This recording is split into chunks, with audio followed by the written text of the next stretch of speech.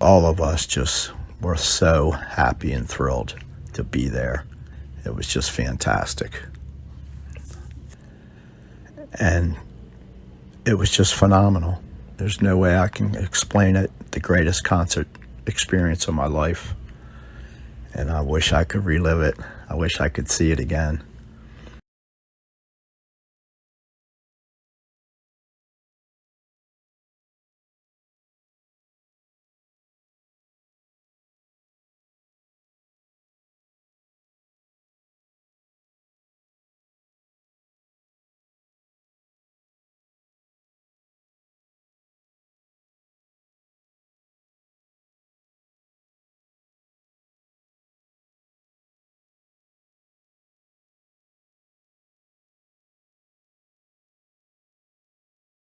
They are indeed a legend, and I am thoroughly delighted to play hostess today. And we're delighted to be here. Thank you. Peter Hamill and Guy Evans. Yes. Let me make it clear to those of you who are not familiar with this group that they have never, and I mean never, been in America. If I'm suddenly sounding very British, that's because, that's why. But this is their absolute first visit, and they have indeed been one of the root groups of the progressive rock sound. Now, what happened? Why now a new album, an American release, a tour? What precipitated all I suppose this? that this is what it must seem like, that now is we're suddenly, the whole thing is happening in America. But So we've come out of coma or something, Yeah. having been nudged into wakefulness to make an album every so often. But in fact, we've been working all of the time in Europe. Why did you shun us? I mean, is there something we've done? The band did break up from 72 to 75. Yes. But from 69 to 72 we made 3 albums. Mm-hmm. Then since we reformed in 75 we've made further 3, of which the latest world record is the only one which has had full immediate release. Yes. In 1976, I was feeling a bit disillusioned with the music scene in England and ready for something different. My chance came when Tony Stratton-Smith decided to promote a Graaf Generator concert at the Beacon Theatre in New York. I was flown over as an advance party to drum up some interest and help sell a few tickets. After a weekend settling in, I headed to the offices of Mercury Records, the band's US label, where I was given a desk, a phone and a box of records. From here, I set about my task of getting the word out about Graaf Generator. Although not my favourite band on Charisma, I liked the guys and was determined to do my very best to help their gigs sell out.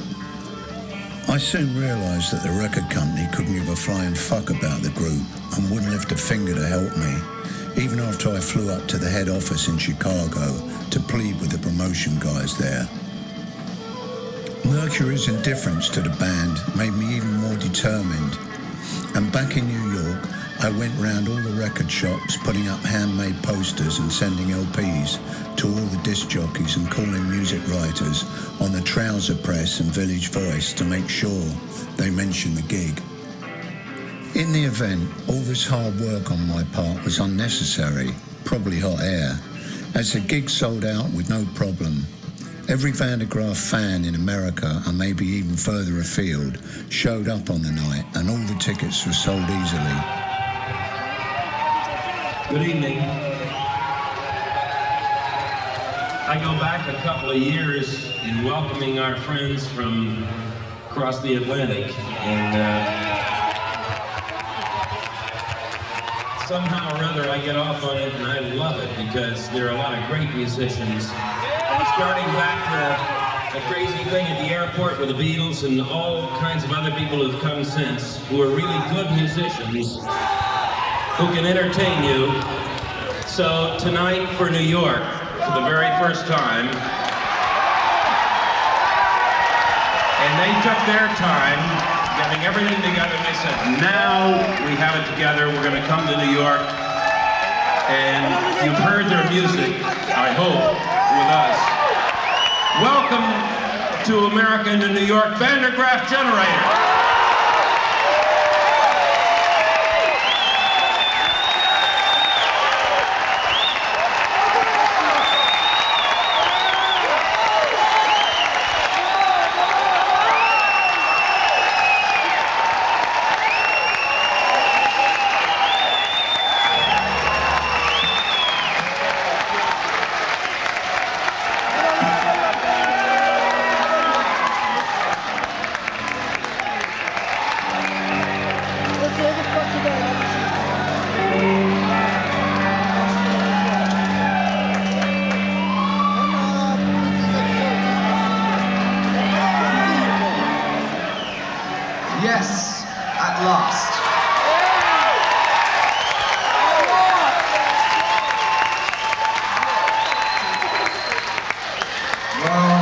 first song is going to be, as it should be, really, a new one. And it's called When She Comes.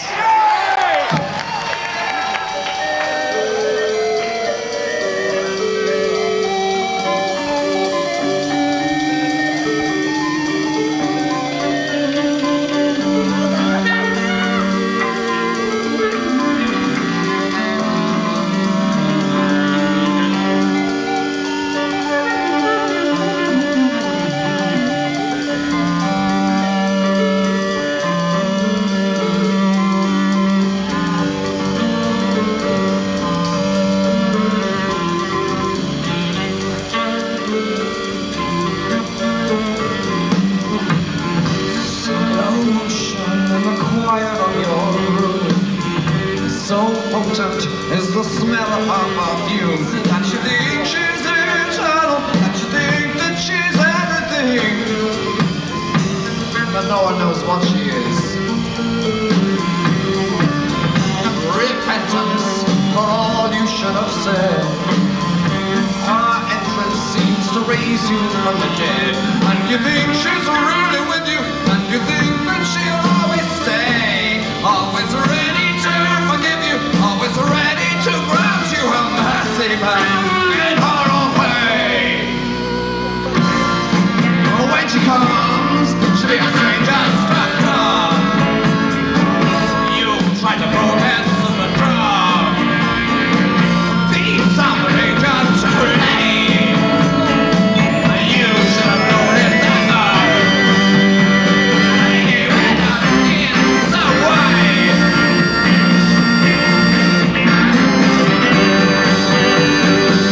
Like nothing but a flake of her dough.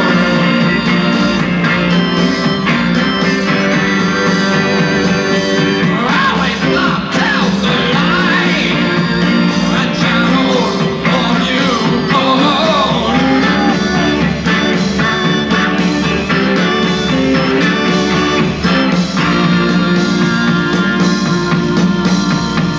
You think she's forever,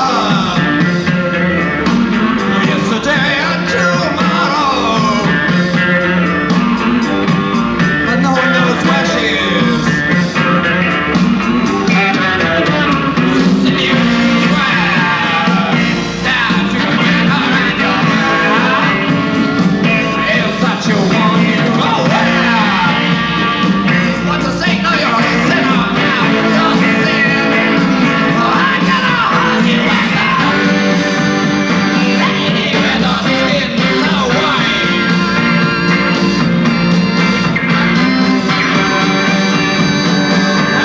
Something out of control. Hold your hand so very tight, and you hope that she'll never let go.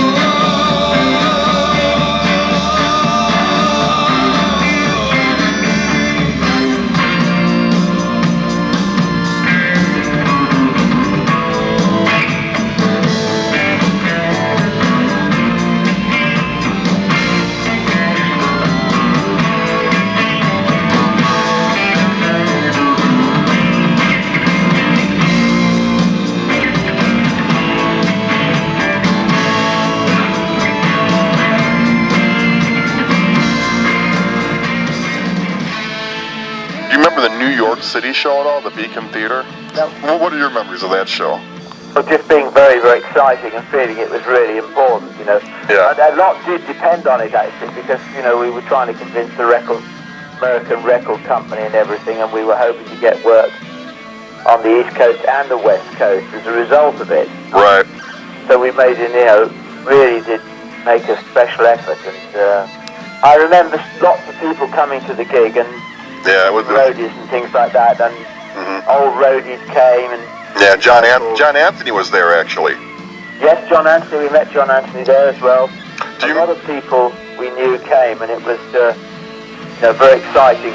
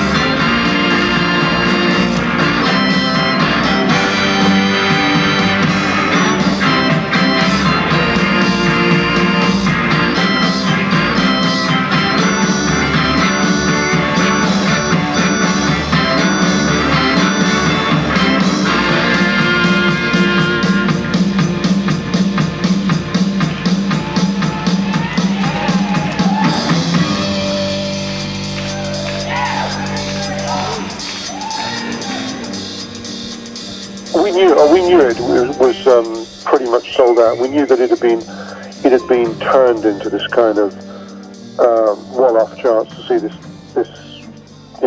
elusive band. Yes. Yeah. So we knew something of the hype behind it. We were treated like a band who were beyond our status. We were staying at the Essex Towers Hotel. Right, I read that. Central Park West End. And I think Jimmy Carter was staying there at the time. It's that kind of hotel. And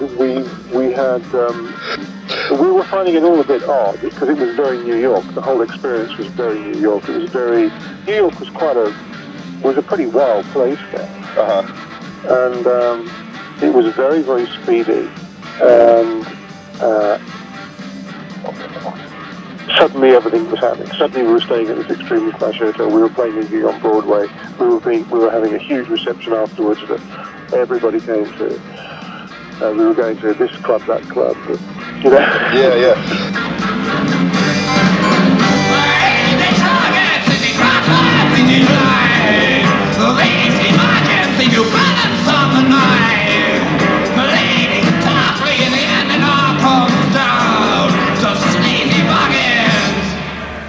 Not hidden kid. You try for her to find it, and all you can conceive is the effort to be wanted. Even now you need to be reminded that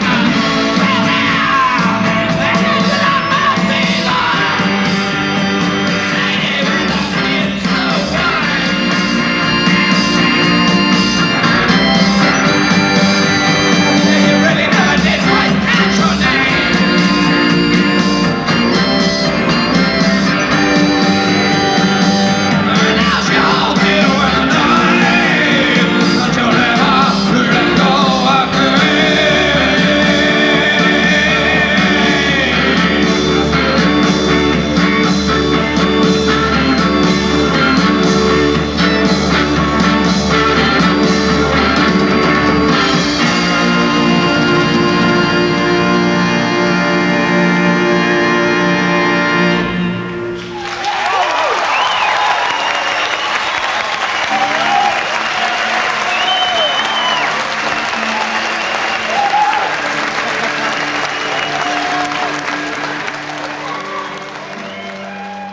I do remember a funny thing happening on the way to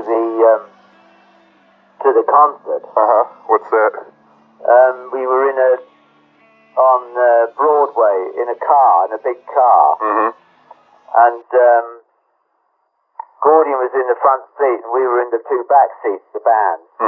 It was like almost a limo, but just a big car with 3 rows of seats. And there was a beggar standing at the traffic lights with holding up a sign saying, "Give me 95 cents." Yeah.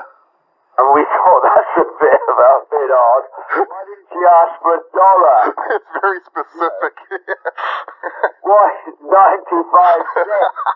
And Gordian, who was our manager, rolled down his window, right? And the driver said, "Shut the windows." And I remember being on that side as well. I was winding my window down, thinking I could see if I could sort out 95 cents myself. Right. If Gordian can't. And the guy said, "Shut the window, shut the window." And she came right alongside as we were shutting the window. Yeah. And I thought, oh, well, that's a bit bloody mean. That is a bit mean. Yeah, like calling her over and then shutting the window, yeah. Yeah, exactly, because she came right over and because she saw the window opening. Right. And then he shut the window on her, and I thought, that's bloody bit rude. Right. And anyway, the lights changed, and we sped away. And I turned round looking at her, and she was still facing towards the traffic, with her back towards us. And behind her back, held in one of her hands, in her right hand, was an enormous pair of shears. No way. Yep. Oh my! Like what was she gonna do? Like stab you guys or something? You gotta be kidding me, man. when I told the driver, I said, hey, you're not going to believe this, that old woman has got an enormous pair of shears. Yeah. Well, they're like giant scissors, you know. Yeah, sure, right. That you'd use for cutting cloth or something. And he probably wasn't surprised at all. He just knew. No, he said, no, that's why I said shut the window. They see New York, they're mad. Oh, my God. They bloody shit, you know, you don't think they open it, they want the lot. When they open the window, they threaten you and they take all your money. Oh, my God. He should have been tipped off by the 95 cents. Because you're there rummaging around, and as you're counting out 95 cents, you're that close. Oh my God. Making the deal. No, you would have.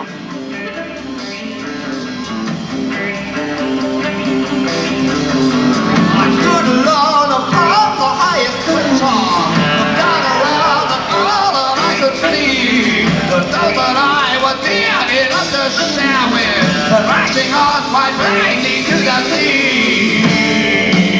I tried to hard, but gave that word, but knew I would not play it. The voice of one after no one came to me.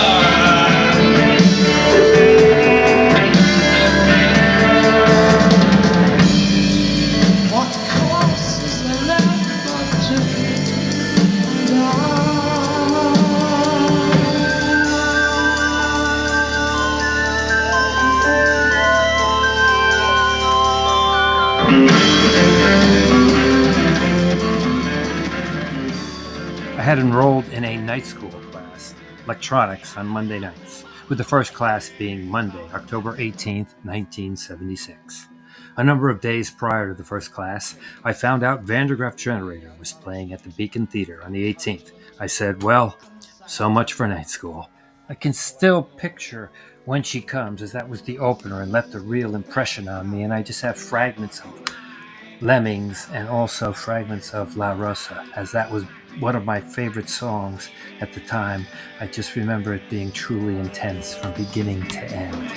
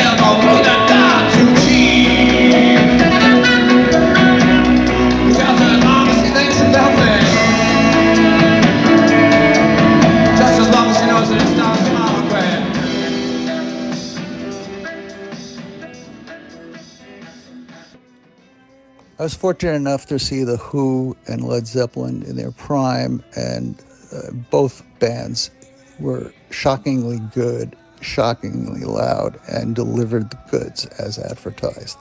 But you knew going into a Who concert or going to a Zeppelin concert that this was going to be an oral assault.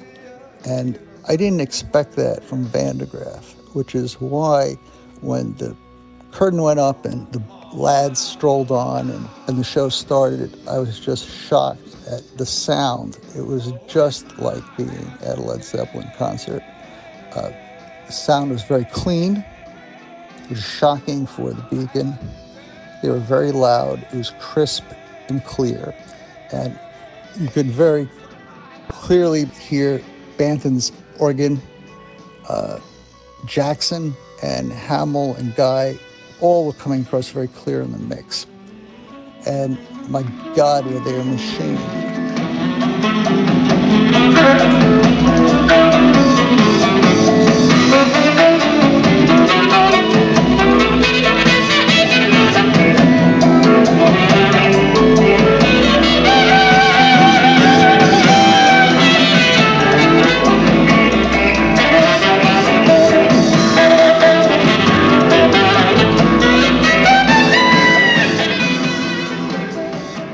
It was so exciting to purchase tickets to see Graaf Generator at the Beacon Theater in New York City, scheduled for October 18th, 1976. I just couldn't believe that I was going to see one of my favorite bands of all time and one of my heroes, Peter Hamill.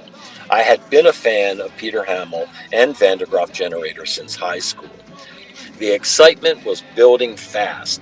Taking the train to New York City from Baltimore added even more to that feeling. Arriving in New York City, which is an experience in itself, was unforgettable. Seeing billboards advertising world record was something I had never experienced before. The crowd, the marquee, and the theater itself were all incredible. The energy in the air was unreal. It was a sold-out show, and when the band hit the stage, I was blown away.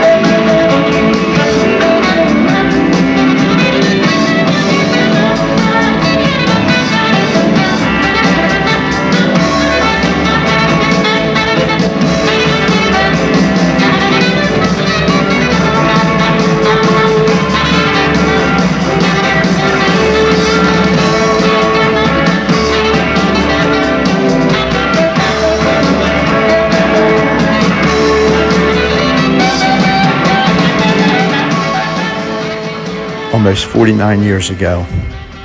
It's not a vivid recollection, but I certainly remember my friend Gary bought 8 tickets to the show, and we live in Baltimore, Maryland. We had to take 2 days off school to catch the Trailways bus at noon to get up to New York City that evening. And the excitement and the thrill, I had never been to New York City, and I was just 17. And finding the street from the inside Grand Central Station was a chore. And we were all a little high from the ride up. Catching a cab, trying to hail a cab to get the 40 blocks to the Beacon Theater. And people out front, some of them had no idea what was going on. And they were asking, what band is this? What do they play? Where are they from? And I remember the announcer coming on when we sat down, and he was talking about great bands from Europe, like the Beatles, and that to welcome Graaf Generator for their first concert in the United States. And I was thrilled beyond belief.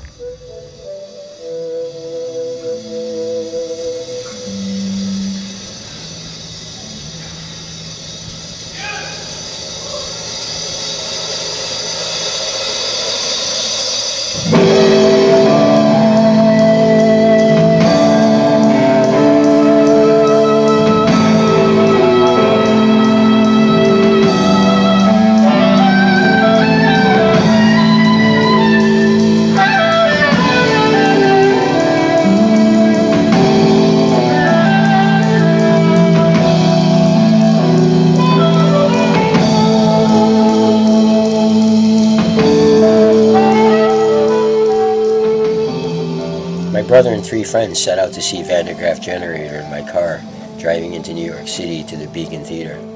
We got to the show late because I went to the wrong Broadway in Brooklyn and had to return to Manhattan. We walked into the show while the bleak landscape sounds of Arrow reverberated while we found our seats, which were nearly on the edge of the stage. We were practically sitting in Hugh Banton's lap. I was so excited and worried I might miss any more, but the sound was good, so we sat back and watched the show. Stop! Towers in the distance, riders cross the blasted moon against the horizon.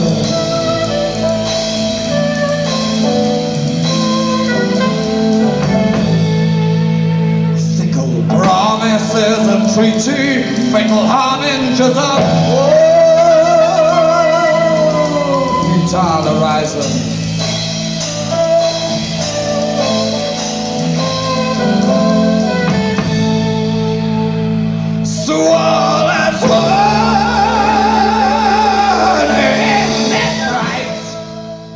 Now my cronies, my college cronies and I in an undisclosed college in New York City were listening to VdGG Generator for some time.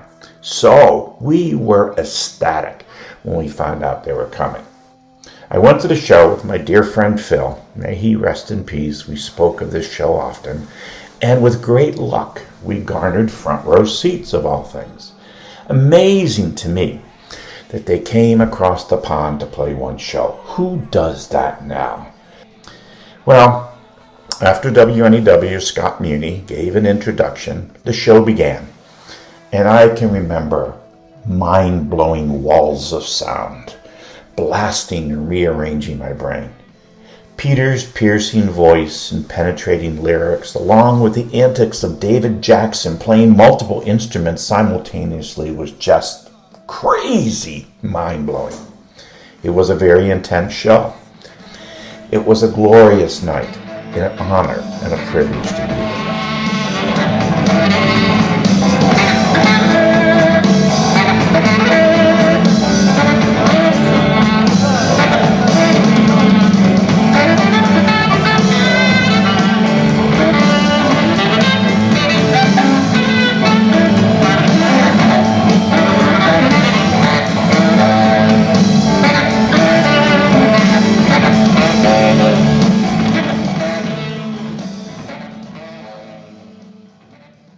All my friends hated VdGG. I loved them. World record was just issued, and I remember Hamill running around the stage like 20 times. I forgot what song. I think it was during the middle of Mergleys. I'm not sure. And I remember they concentrated pretty much on God Bluff, Still Life, and World Record. They didn't play Scorched Earth, which was my favorite song at the time. And it was just amazing. I was 16, and, you know, I can't believe I'm talking about it. Let's see, I'm 66, so 50 whatever years later.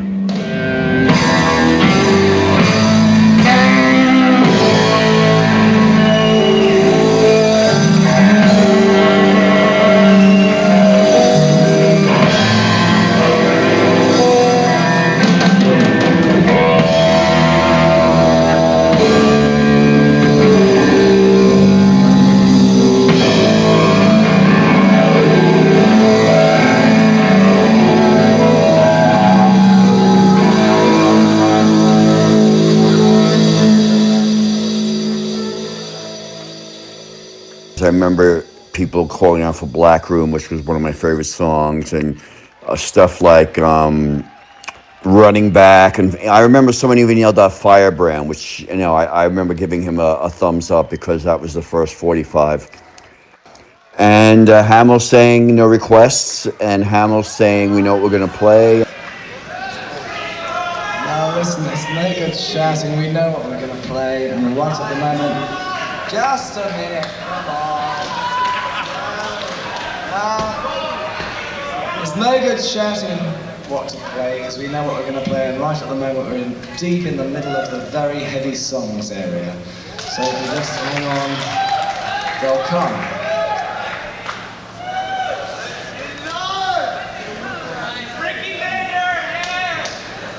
requires a bit of composure, you know, you just gotta go slow,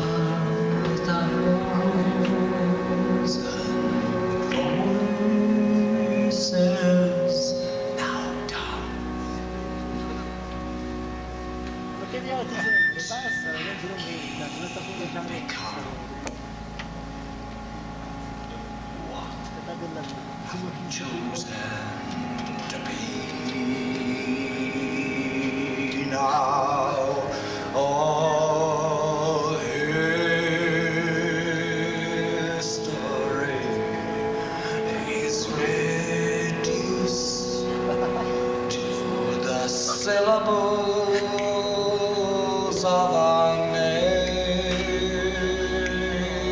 Oh, nothing can ever be the same. Now the immortals are here.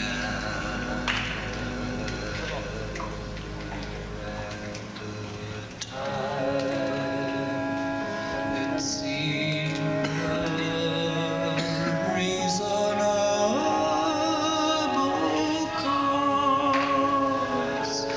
harness all the force of life without the threat of death. But soon we found that boredom and inertia are not negatives, but all the law we know. And dead are will, and words like survival. One of the highlights of the show for me was Still Life. And it was an amazing choice for Peter to go from a high volume full on to something that takes quite some time to start, the rock and roll. And I was astonished that the relatively full Beacon quieted down quite respectfully for In Still Life, and it was perfect. Now, Still Life is great, I think, but a very dark thing to live with for a long time. I can't remember ever going into so much depth about how a particular piece was going to be played. Still Life on the surface to me would be like, well, you know, you and Dave don't even do anything until the middle of the song anyway. Somewhere I heard that, like, at one point you did an arrangement where there were drums all the way through or something. That's right, yes, I mean, it was really hard. Which is insane to me. I mean, it's good you didn't do that, because I just don't see how you would be able to fit it in. It doesn't make any sense, but... Yeah, oh, yes, I mean, it was quite an elusive song to arrive at. And of course, it's not a comfortable song to keep playing. As you can imagine.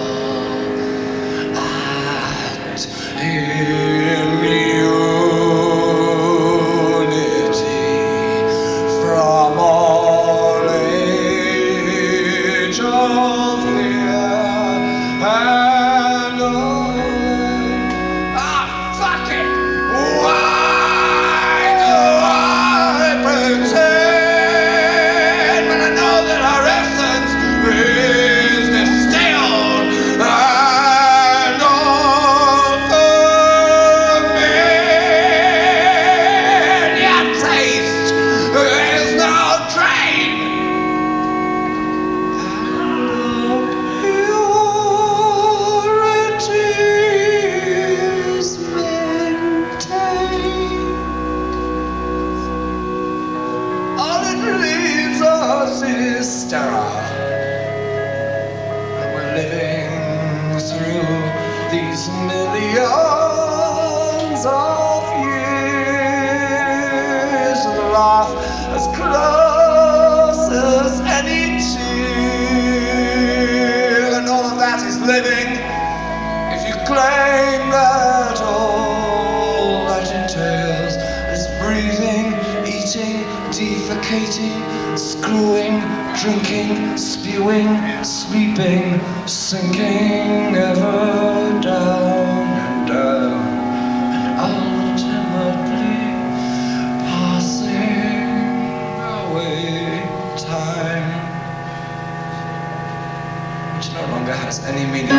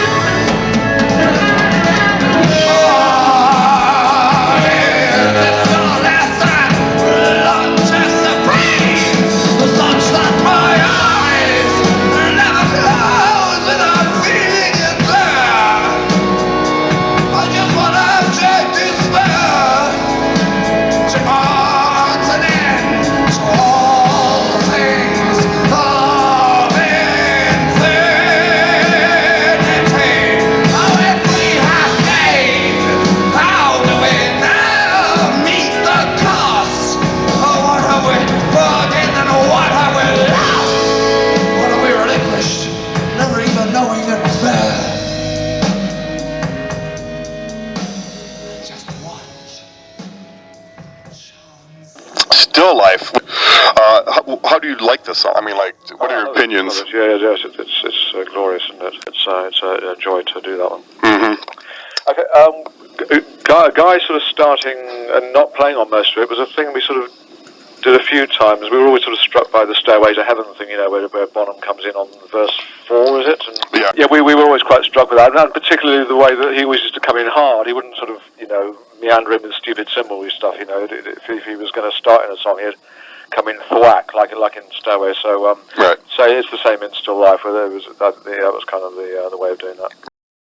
What do you think of Still Life, the song? No, it's major, you know, it was an absolutely brilliant track. And would you ever leave the stage or anything? Or just... No, we never did. So what would you do? Just like stand there for the whole first 3 minutes? Yeah, well, I'd probably be singing the words, probably. Just getting into it, yeah.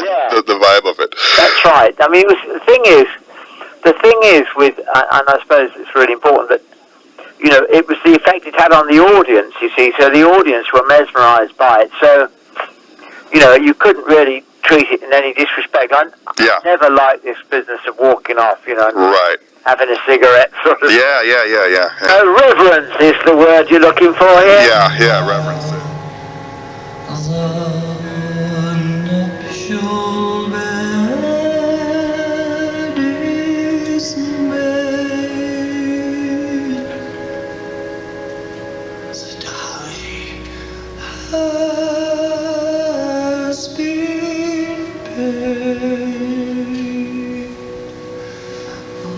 Toothless, haggard feet.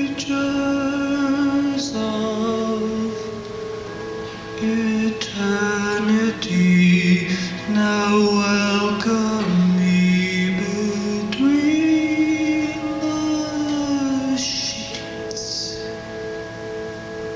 to couple with her withered body,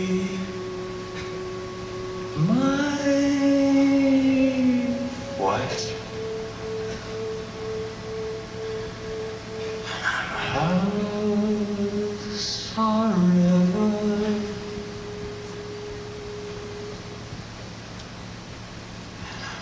Hers forever.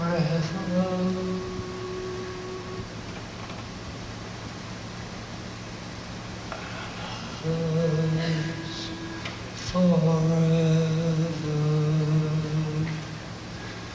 But it's only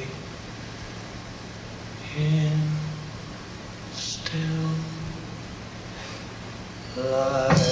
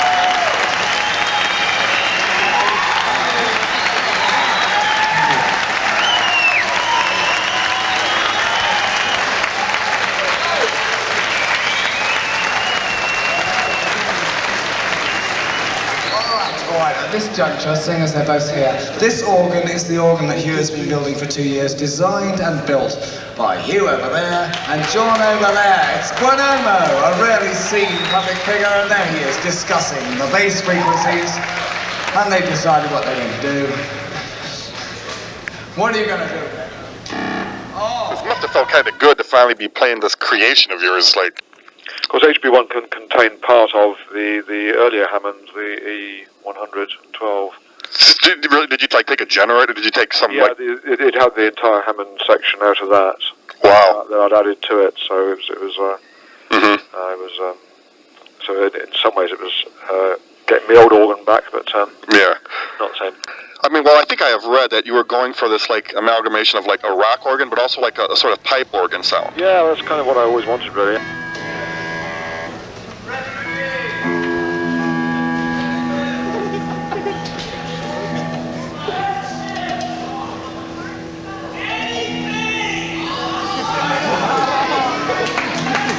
Yeah, I mean, have a good chat now, because we're going to be playing for quite a long time now. We're going to be going for about 40 minutes when we start the next song, so if you want to, like, shout and yell, say hello to your neighbour down the other block, then do. Hello, Peter!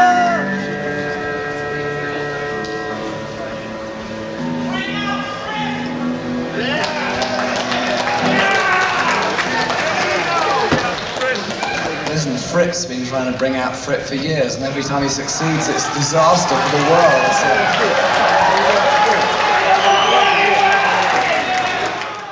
What did you say last night? Guy remembers. Yes, what you actually said was, listen, he's been trying to bring himself out. They said bring on Fripp. They said bring on Fripp, right? Yeah, so I can't remember. Every time he does, it's a disaster.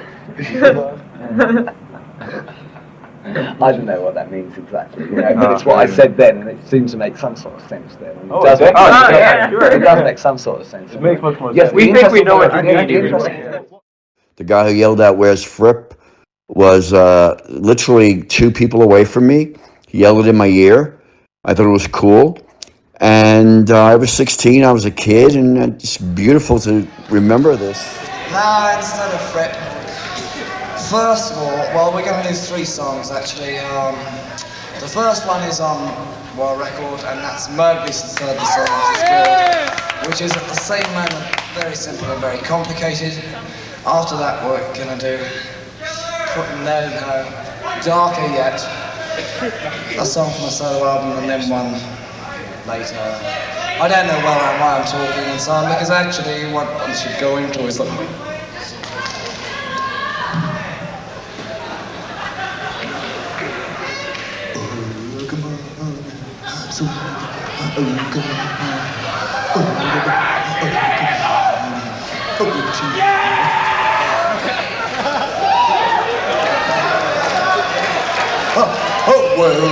well.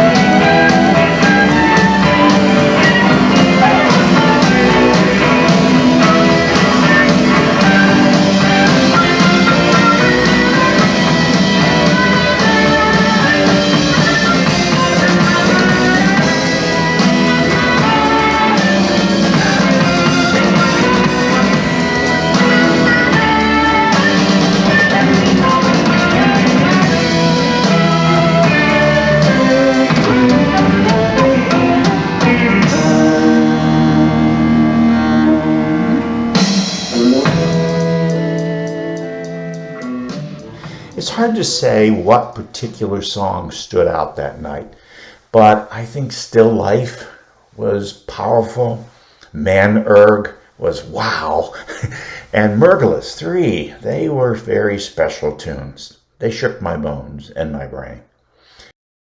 Jackson, you've heard it on records, but seeing him live, it's like he was like a writhing snake charmer, channeling Rossan Roland Kirk, except he wasn't playing like Rossan Roland Clark, he was playing like Jackson. And it was astonishing.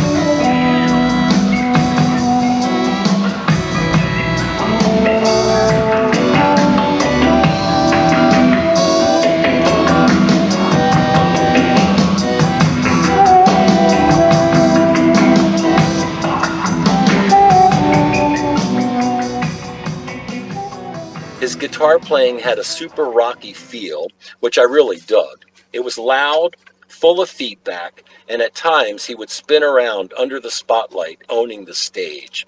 It's hard to describe. You just had to see it. I don't think anyone else could pull off what Peter did. His voice was unbelievable, going from a soft, beautiful, dramatic, almost spoken tone to a rage-filled scream, all in one song. No one else had that kind of range or emotion.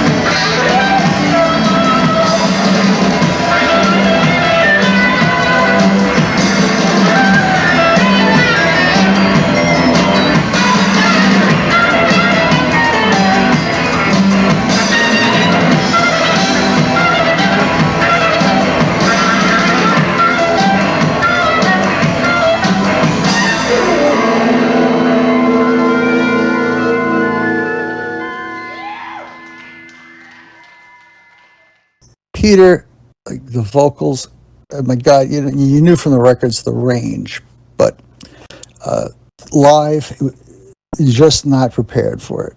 I mean, the higher notes were, like, shall we say, Robert Plant had nothing on him.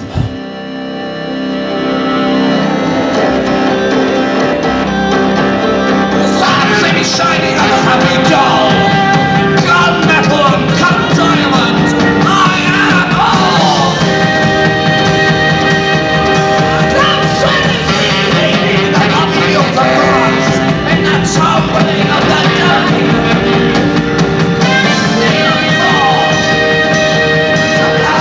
And baby laughing down the corridor of power. You've seen my sign on Caesar.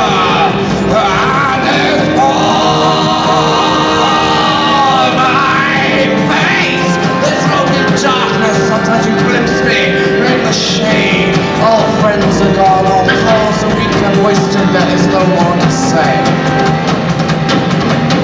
But will you not run from me? Love me for one more day.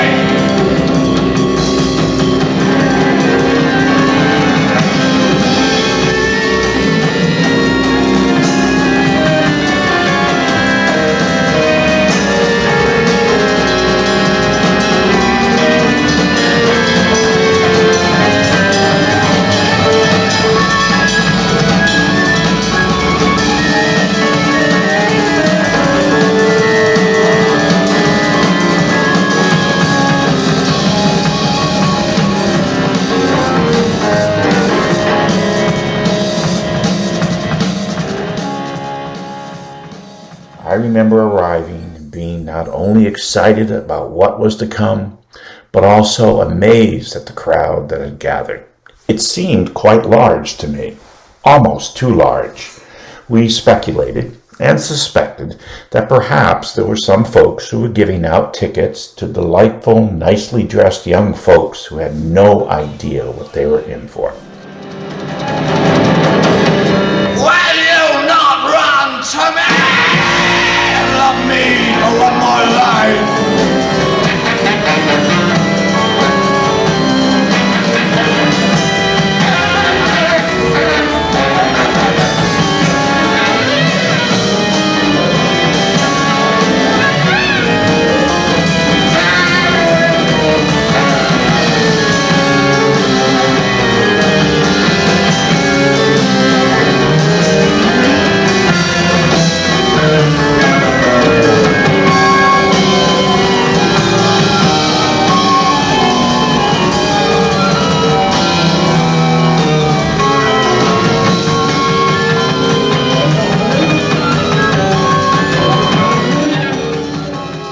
Banton, what can I say? It's like he's like a church organist on acid, which is probably unfair to both church organists as well as acid.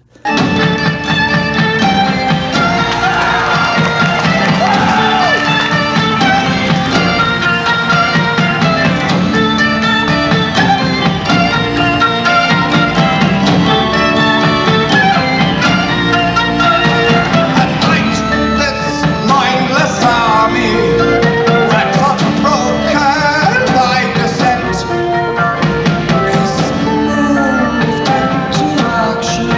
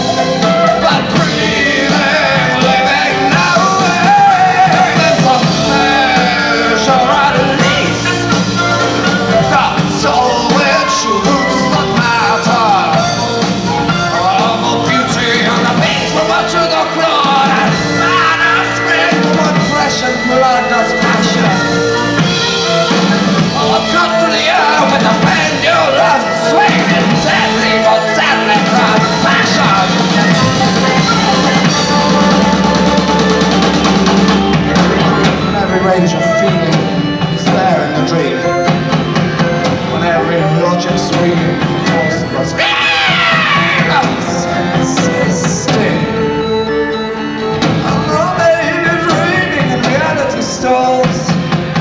Only know the meaning of sight, that's all. No, that's nothing.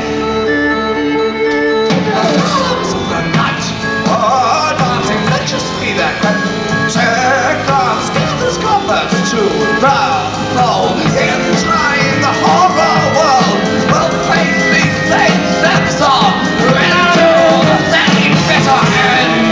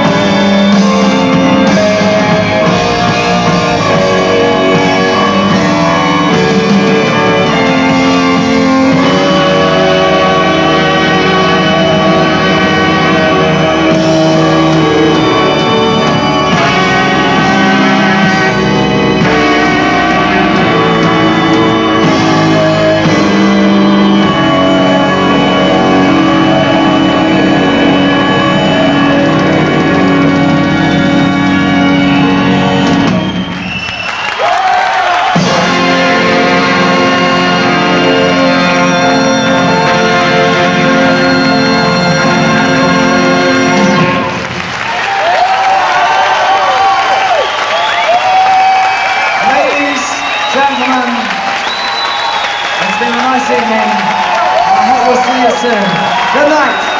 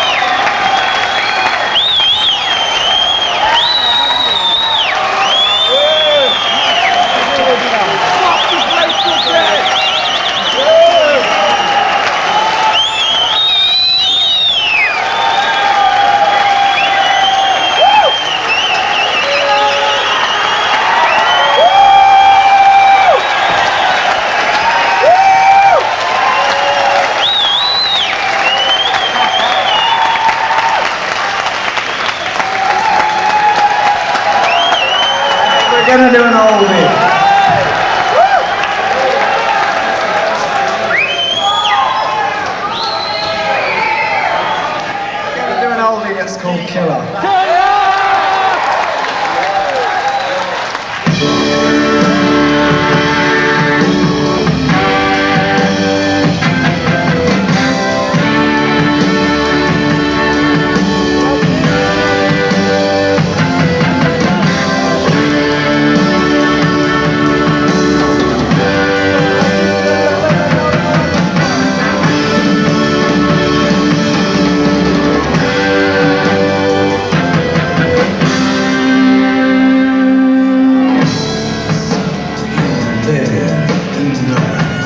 Bottom of the sea, and you kill all that come near you.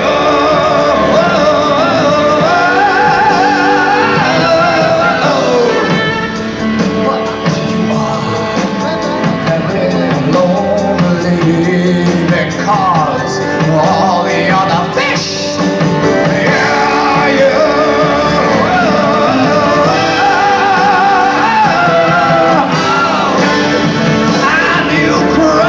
Companionship and someone that you can call your very own. Because for the whole of your life you've been living alone.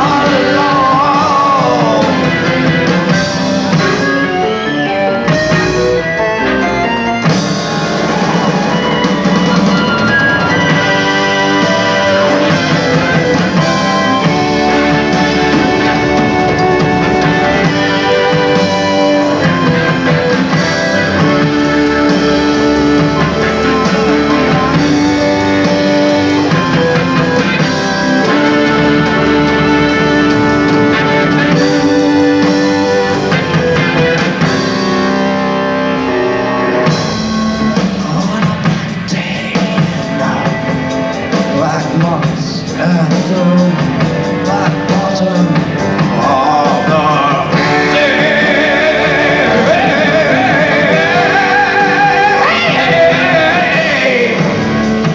Your mother gave birth to you and died immediately.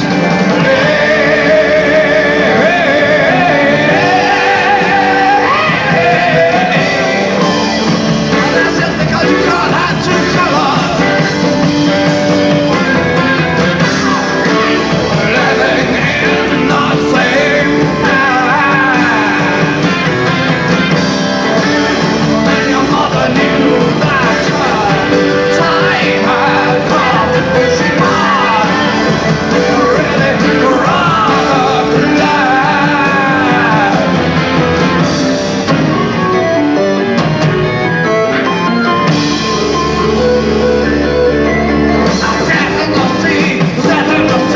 Somebody please come and help me. Come and help me. Somebody please come and help me. Come and help me.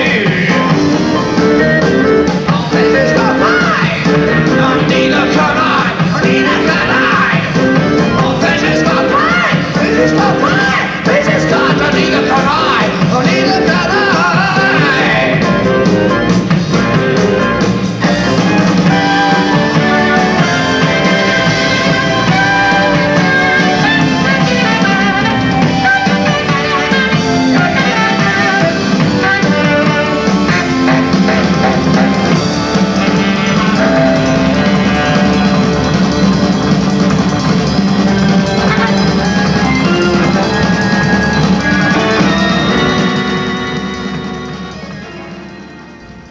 My favorite singer-songwriter ever, still to this day.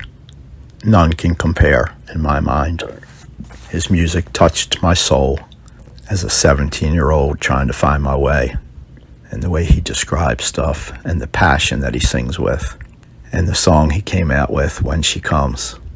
And La Rosa was just unbelievable. The Arrow and David Jackson playing that sax, two of them at once, in person. We had never seen any video of the band. It didn't exist back then. And it was just phenomenal.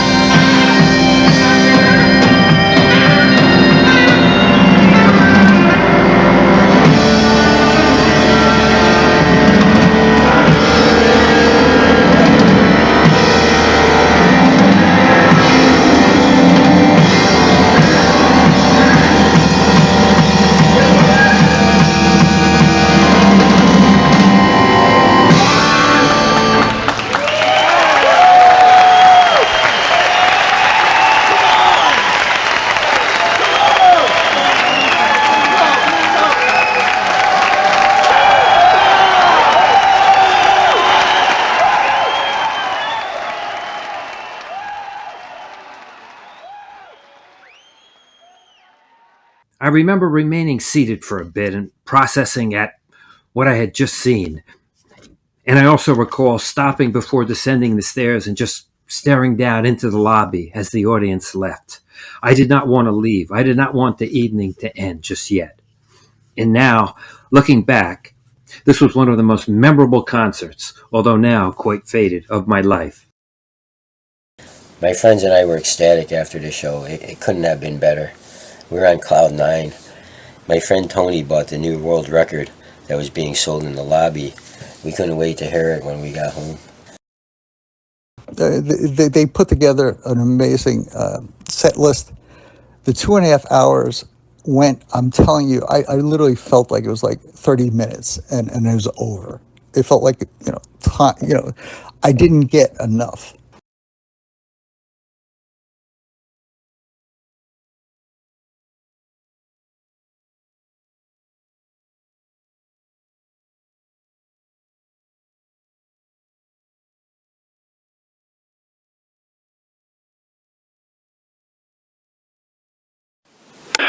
They did a big party for us back at the hotel. Right. Because I remember John Bonham and somebody arriving and leaving again. Yes, I remember someone looking at the door and going, "Oh right," and when it left again. I think it was the end of the party or something. They'd been invited because they were in town or something. Yeah. Most of Bad Company were there. At the Vandergraaf party. Yeah. Mm-hmm. And also, strangely, a cult movie actor called Michael J. Pollard. No way! Yeah. Wait, Michael J. Pollard. Yes, I know exactly who that is. Yeah, he was there. Yeah, he was in Bonnie and Clyde. That's right. Yeah. Oh man, I totally know that. I love that guy, man. He turned up. I don't know why. What I'm trying to give you is Mercury has managed to turn it into the event to be seen at sort of thing. Oh my gosh! So Bad Company is there and Michael J. Pollard. Yeah. So did you guys know Bad Company, or were they just kind of? Yes, we did actually. Actually, not all of Bad Company, but all of the ex-free members of Bad Company. We did. Yeah. Right. Because we had we'd been on the same touring circuit, and we used to meet them quite often at festivals, gigs. Right. Munich Festival, we played with them. We played at various Oxford balls with them. Yeah. And they were a really good band, We did quite well.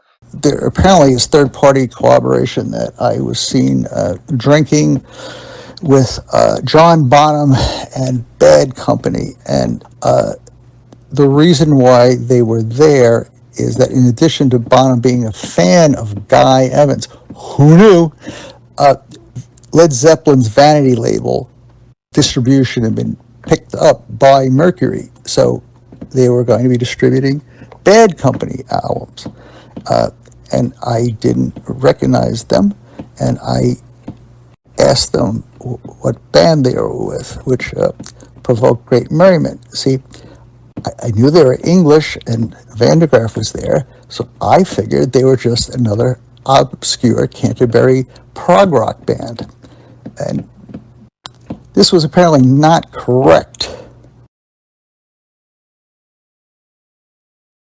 We were on a high, but we were quickly on, our hopes were very much dashed because there wasn't a tour. Yeah. It didn't actually happen for us, so it was also very disappointing. And we were stuck in this hotel for several days waiting to see what was going to happen. Yeah. And it was, quite depressing, I think, after that.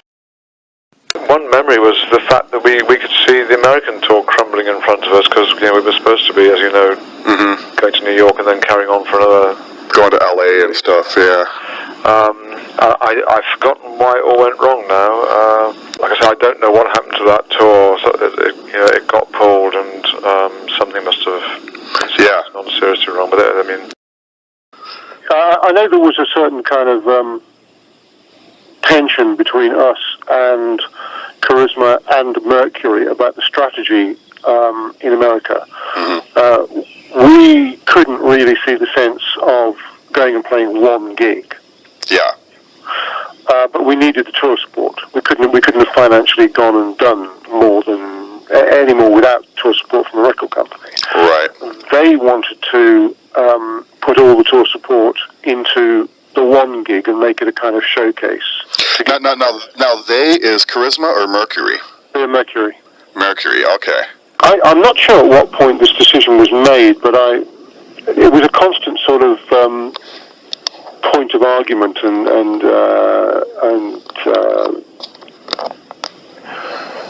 argument about whether we were just going to do New York or whether we were going to do the other stuff, whether the other stuff was definitely a go or not. And one of the things that I remember happening was that Frank Zappa, or somebody to do with Frank Zappa, managed to get hold of somebody, maybe Gordian, when we were in Toronto or about to go to Toronto, and they were playing in Buffalo, and invited us to open for the Mothers. Ooh, that would have been... I don't know. What would you have thought about that? I would have gone for that. I mean, because I think he had some awareness of it because he'd run into us in the studio at one point. And I think possibly the idea of there being some bizarre English band